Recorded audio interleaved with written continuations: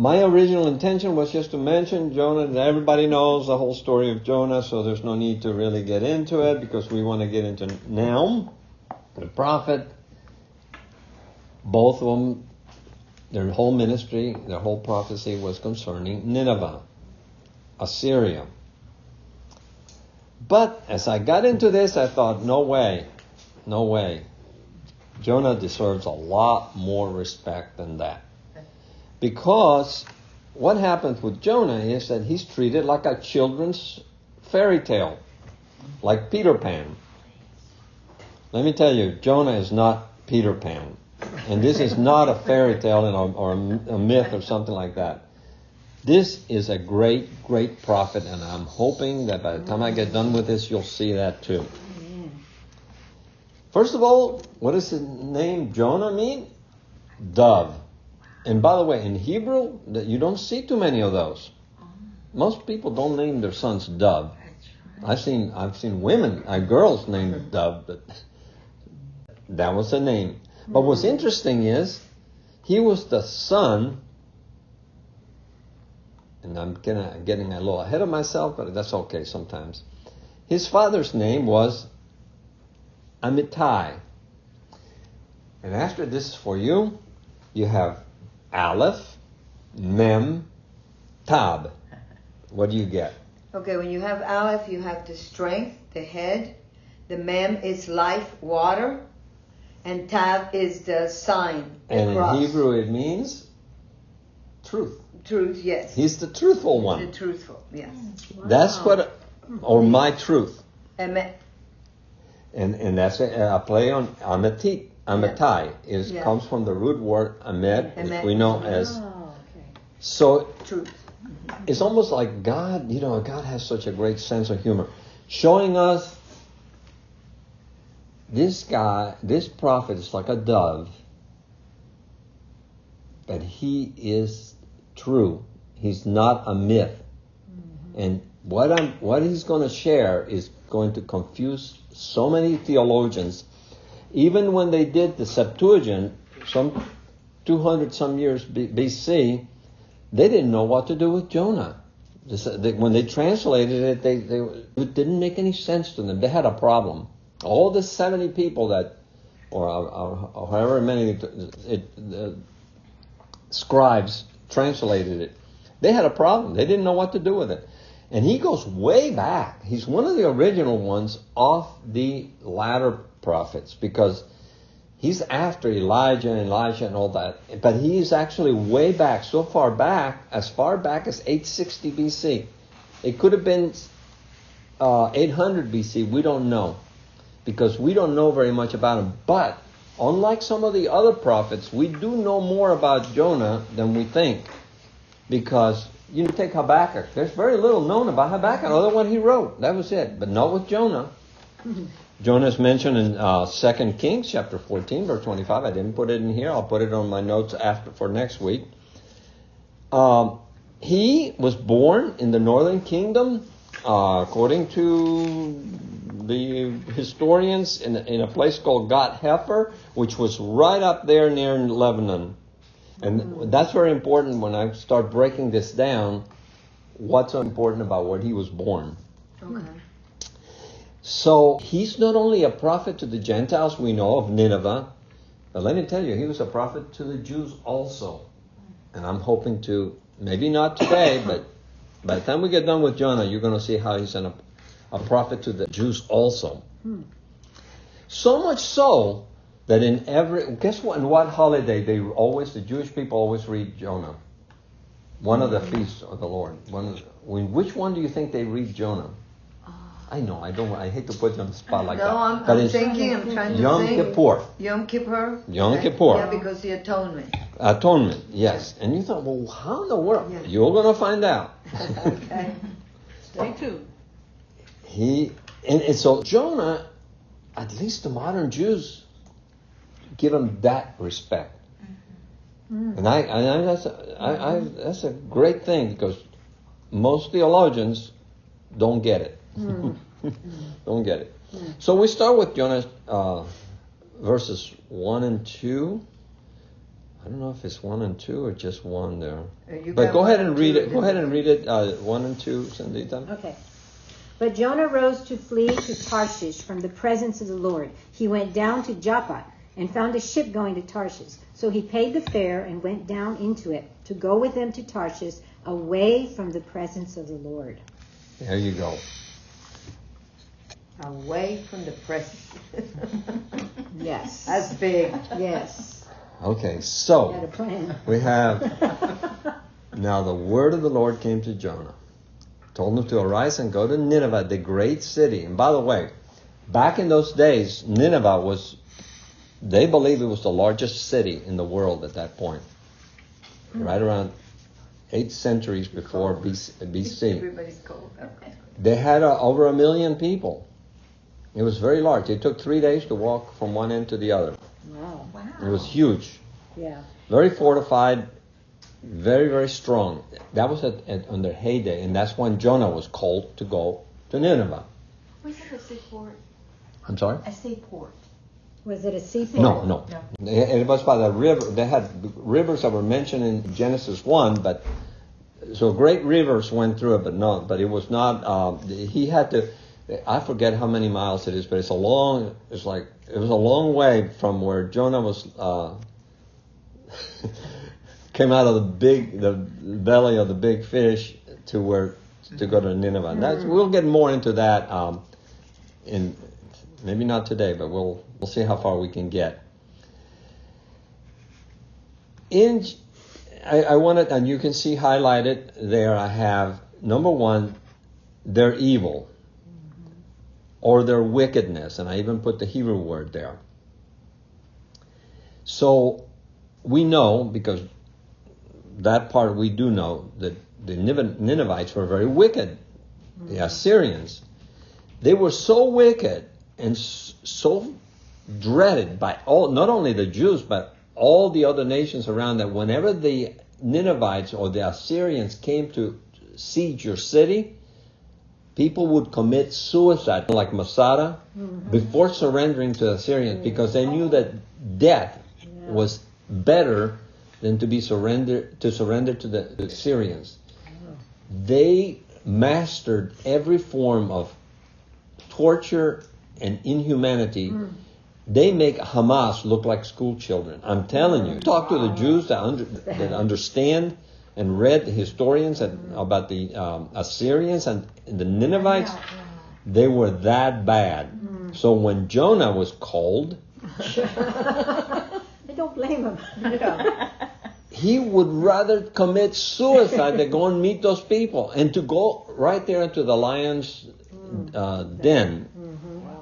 It didn't make sense to me. Now, one thing that I put down from verse 1 that says,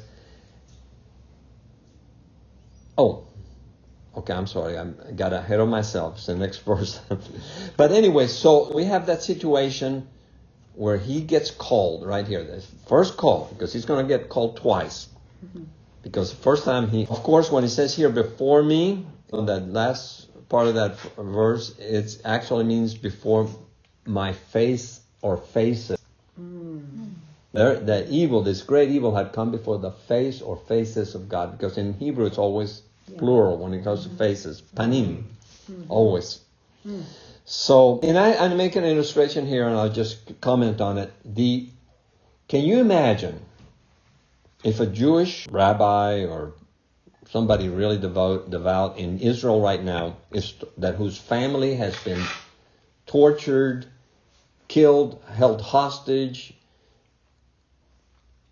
atrocities committed by Hamas, and he's told, I want you to go to Gaza and tell them what I'm going to tell you. Wow. Remember, Jonah did not know what the message was going to be. So Jonah only knows one thing. These are the worst, the most cruel people on earth, and God is merciful. He's kind and loving. If anybody has any problem with the Old Testament, it's all about God and judgment and hate and all this, read Jonah. Yeah. He was all about love. He was all about mercy. He was all about forgiveness. That's the God that we serve. Old Testament and New. Wow. Those people that make statements like that are people who don't understand the Tanakh. And they for sure don't know God. Yeah. Or they don't want Him. So they'll believe a lie before they believe the truth. So we know now, and I want to make sure that you understand that this is true, biblical, not a children's story, not myth or anything like that. So, if you can read 3 and 2, please. Oh, it says 1 through 4. But, It says 3 and 2 then. so we mean Actually, you're not there. It should look like this, Roxy. You mean 1 and you mean 4 to 6? Yeah, 1, 3, and 3. I'm Read sorry. that. I'm you sorry. Mean 1, 4 through 6? No, the very top one. The very top one. Uh, It's a typo there. Yeah. Okay, well, I'll just read from there because I can't. But Jonah rose to flee to Tarshish from the presence of the Lord. He went down to Joppa and found a ship going to Tarshish.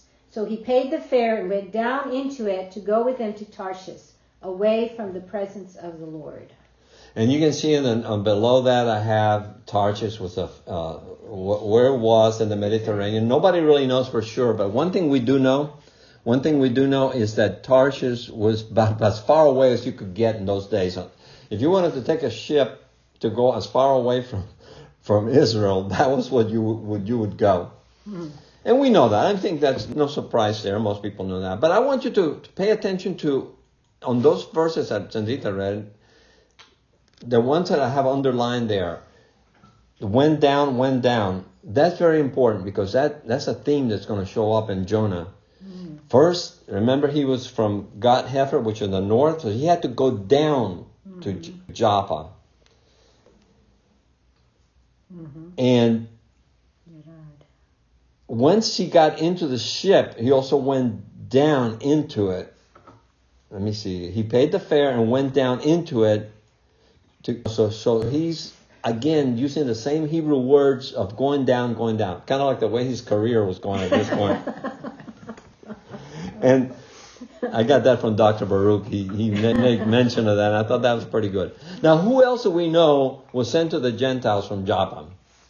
Peter. Yeah. Much later. Remember we went there? We actually went to see where they think was Simon the Tanner's or whatever his name was.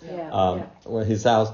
We went to see that little modern art thing that they had done at the park, and they even have a whale with a big hole in the middle, not the one we saw, where people actually climb in and have pictures taken inside of the whale. Now, question, is Joppa the same city as Jaffa? Jaffa, yes. Okay. In modern days, it's not Jaffa anymore, it's Jaffa or Thank Jaffa you. or something like that. Thank you. So, anyway, so went down and of course I have written there, that's where God told Peter, and Peter had a hard time even going to it because, hey, God had to show him, don't call anything unclean that I have said is clean.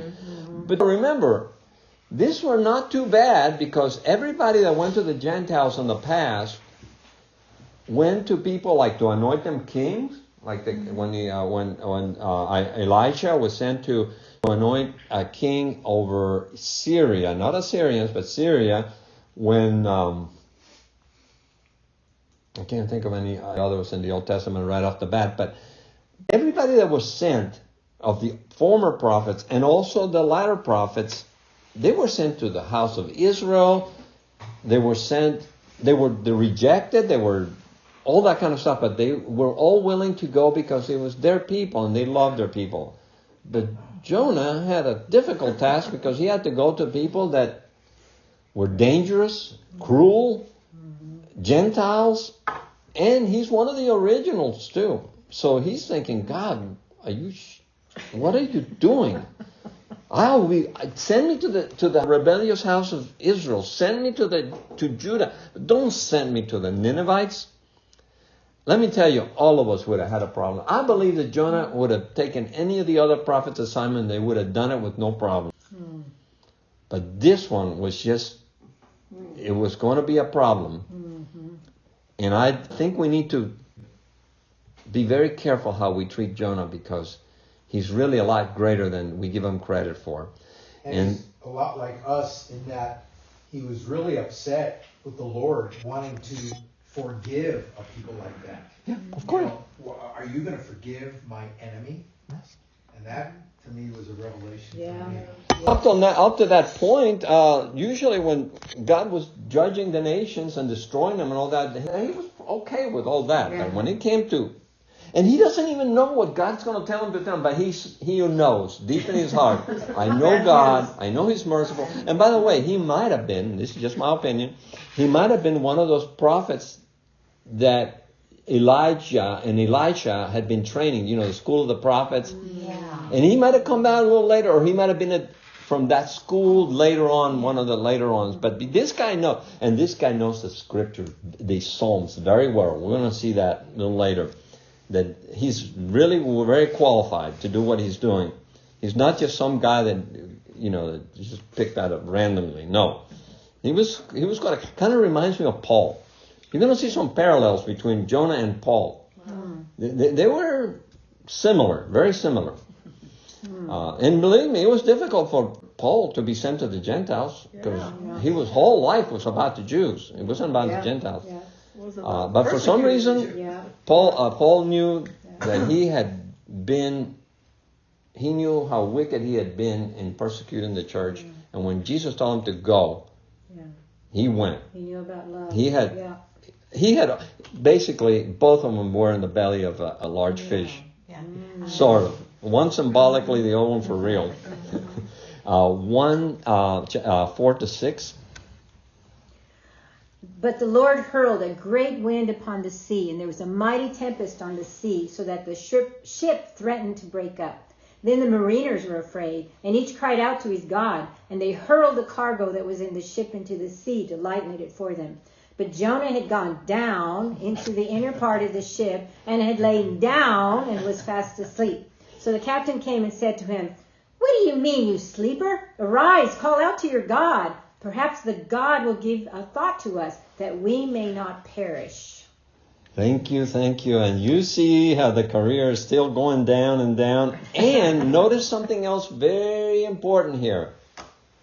God, in small g, Elohim was a word that even the unbelievers in Jehovah would use whenever they called their gods. They were called their Elohim. Even Abraham was called Elohim by the Canaanites. So that's going to play very important, because later on you're going to see something very interesting that's going to happen here, which all of us are aware of it, but I'm just trying to kind of shine some light on it to appreciate what's going on here. So we know we got a problem. They know these are seasoned sailors. These are not a bunch of amateurs on this ship. These were professional guys that these men had been going through the Mediterranean back and forth. They had been through storms. They know the sea, and they know this is not normal. This is not normal. Just like Roxy, got caught in that traffic, and I said, "Roxy, this traffic right here in this place, something bad is going on, because we never have a backup here." Those sailors knew. They knew. Even though they only had their small g God, they knew that this was from God. This was not an accident. They came to him, and this kind of reminds me, when I was about 7 or 8 years old, Dad took me on a trawler into the Atlantic to go through some islands off of the Atlantic. And my cousin Toño was with us. With you, yeah, I remember that. And I remember in that trawler, you ever seen the movie A Perfect Storm? That's what I was witnessing. I was looking out the window, and I was 7 or 8 years old, and I could hardly see the top of the waves. They looked like mountains. And even at that age, I knew this is bad. This is bad. This is it. I found that it was easier for me to go into the bathroom, which is a tiny little bathroom, because the walls were closer to each other, so I didn't have to crash into the one end and then crash on the other side. So I had enough sense to go into the bathroom, and then finally my cousin came over and grabbed me. Dad must have sent him and said, "Go and get them, tie them in the bed," because they had beds with straps on them. And that's the way they had them. So they strapped me on the bed, and I was glad to be strapped to that bed. Whipping?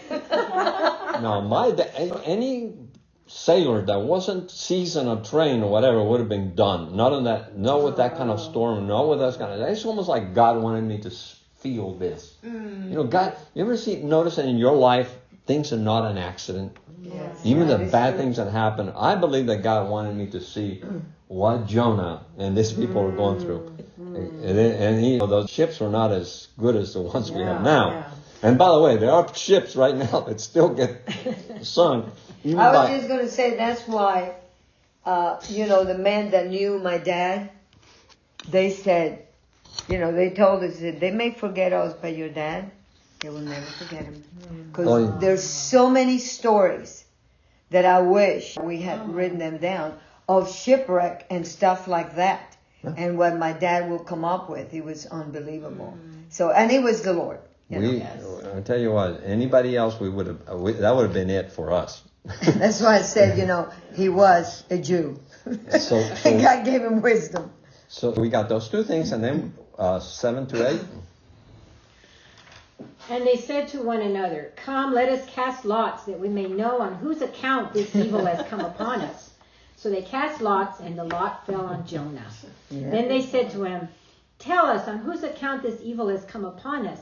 What is your occupation? And where do you come from? What is your country? And of what people are you?" Let me tell you something. Sailors are not going around casting lots to find out what's going on. That's not normal behavior for sailors. They usually are very, methodical. If this, then this, if that, this is what you do. It reminds me of the story not story, it's a real story. Mutiny on the Bounty. Mm-hmm. That Captain Bligh, he was terrible when it came to the way he dealt with sailors. He was not a gentleman, but he was a brilliant and very capable captain. That's one thing you couldn't take away from him. He took that bounty down the southern part of Argentina, where not many ships make it, because the storms there are unbelievable. And he was very good. And only a guy like him could have gotten that ship around that Cape of whatever that was there in southern Argentina. Cape of Hope, or is the Cape of Hope off Africa? Well, this one is in Argentina, but it's the same situation. The Atlantic and the Pacific meet, and it's extremely cold because Antarctica is right down the street from it. So we see that this is not normal. These people know that something is going on beyond them, and so they take action. And by the way, they had kind of heard that Jonah had told them already about him. So I'm getting a little ahead of myself, 9 to 10. And they said to one another, And he said to them, "I'm a Hebrew, and I fear the Lord, the God of heaven, who made the sea and the dry land." Then the men were exceedingly afraid and said to him, "What is this that you have done?" For the men knew that he was fleeing from the presence of the Lord, because he had told them. Exactly. Now notice the shift here. Yehovah is mentioned here. Not Adonai with small g. Jehovah, the God of heaven. And he told them. And they were afraid, and they had good reason to be afraid. It's like when you go to Brazil, and you don't play games in Brazil with pranks about supernatural stuff, because that's not a prank over there. You want to get lynched? That's one good way of doing it, because they're so familiar with the occult and satanic possession and all that stuff. You don't make jest of that. So now we have Jehovah, the real God of the universe, involved in here. So let's do 11 and 12. Then they said to him, "What shall we do to you, that the sea may quiet down for us?" For the sea grew more and more tempestuous. He said to them, "Pick me up and hurl me into the sea. Then the sea will quiet down for you. For I know it is because of me that this great tempest has come upon you." Yes, now, again, he'd rather die than go to Nineveh. He's still having that problem. And by the way, let's not be too judgmental of him, because I don't think any of us would have done any different at this point. Especially if you knew how merciful God is. Like God telling you right now, get a ship and go to, a plane and go to Iran. Yeah. Well, And go do this. It would be the same thing. The illustration that I gave about going to Gaza, first of all, Jews are not allowed in there. Yeah. A Jew shows up in there, he's dead meat. Unless Jehovah sent you there, you better not even think about it. And by the way, I'm pretty sure that Jonah was thinking, those guys get a hold of me, it's going to be worse than death. So he's got a little bit of and I can understand his hesitation, because this is very dangerous.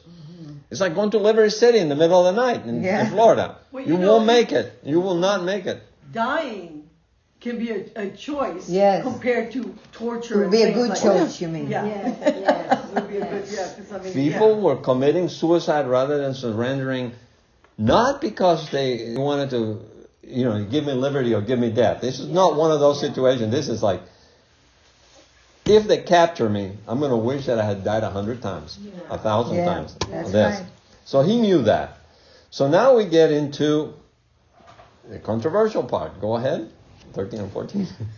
Nevertheless, the men rowed hard to get back to dry land, but they could not, for the sea grew more and more tempestuous against them. Therefore, they called out to the Lord, O Lord, let us not perish for this man's life, and lay not on us innocent blood, for you, Lord, have done as it pleased you. Isn't that interesting now? The same guys that called on Elohim, their God, with Molji, now are calling on Jehovah, Yes. the Lord, Jehovah. They knew that there was, let's face it, that's one of the things, when your little gods never do anything for you, you pray to them, whatever, nothing ever happens, and then you have Jehovah, and he's making things happen that are way beyond their control. They're taking the name of Jehovah very serious right now. And we're going to see that this, Jonah, these are the first converts right here. The first Gentile converts are that crew on that ship. Because they're calling on the name of Jehovah. And you're going to see that there was not just because they were afraid, but they were in awe of what happened. These guys, they saw something, and they knew that this was not ordinary, and only the finger of God could do this. So those men were converted at this point. But Jonah remains stubborn, because he could have said, God, I'll go to Nineveh. He could have stopped it. And the sea would have calmed down, and God would have moved on. But he didn't. He said, throw me overboard. I'll just drown. Well, wrong. And here's where we get to the interesting part of 15 and 16. So they picked up Jonah and hurled him into the sea, and the sea ceased from its raging. Then the men feared the Lord exceedingly, and they offered a sacrifice to the Lord and made vows. That fear there is not like scared to death or anything like that. It's a type of reverence that every repentant person have toward God once you get to know the real, true, loving God. And this man, they got it. They got it.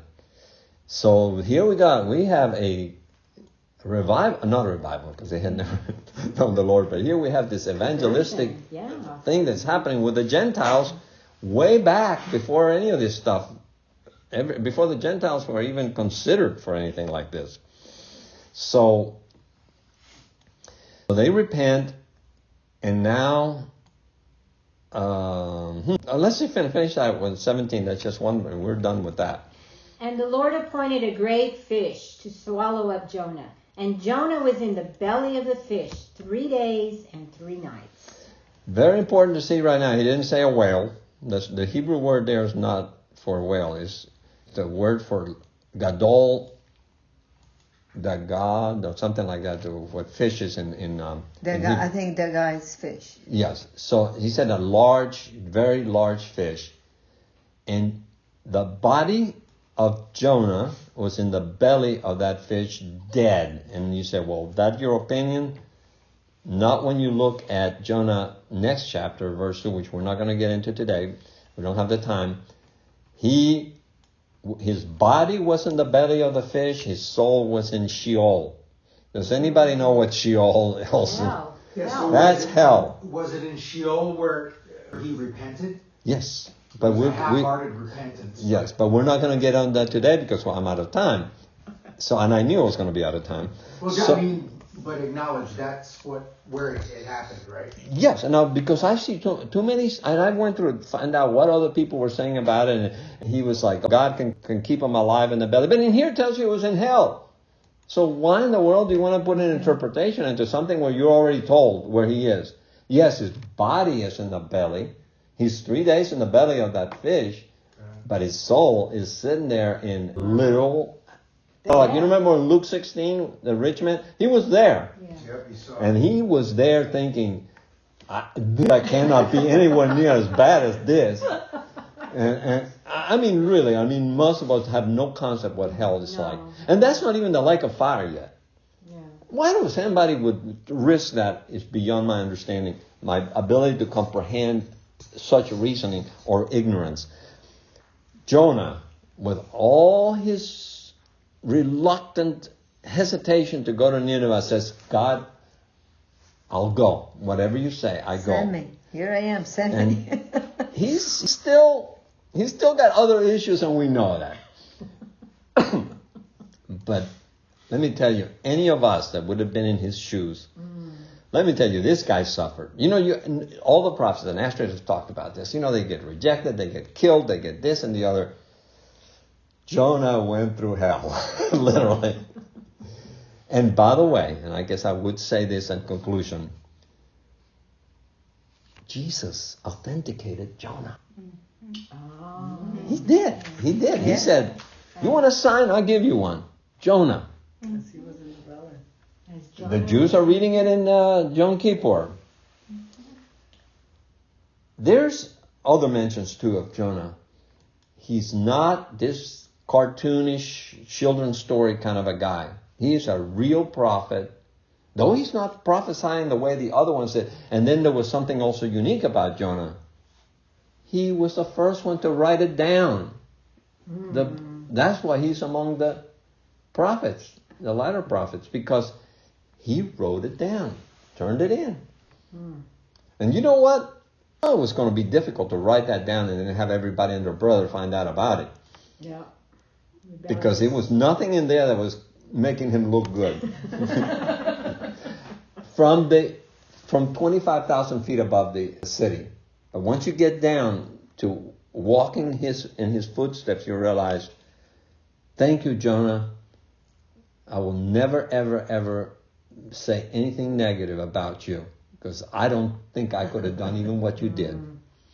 And that's my take on Jonah for just one chapter. There's 4 of them. Wow. That's so good. Yeah, That was awesome. good.